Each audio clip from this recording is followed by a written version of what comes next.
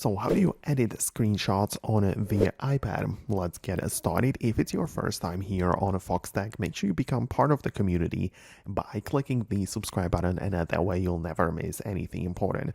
So of course, you can capture the screenshots anywhere you happen to be just by pressing the volume up as well as the side button, and at the same time, that is the most classic gesture, even though you can perform it with like the Apple Pencil and even other gestures would work, but essentially it doesn't matter how you capture that screenshot. It all comes down to the editing process, because when you capture it, you can see the little preview in the bottom corner, and you can tap on that little thing to expand it in full screen, and you are now editing the screenshot. So you can do a bunch of different things, like you can crop it if you only want to keep selected area of the screen and not the whole picture. So that would be like a very common thing, which I do quite a lot.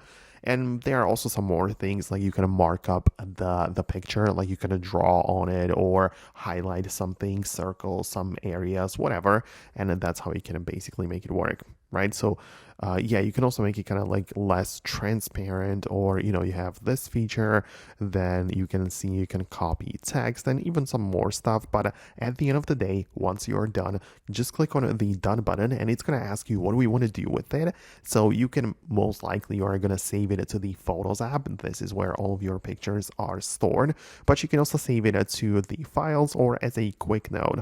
But that would be about it. I really hope I can help you out.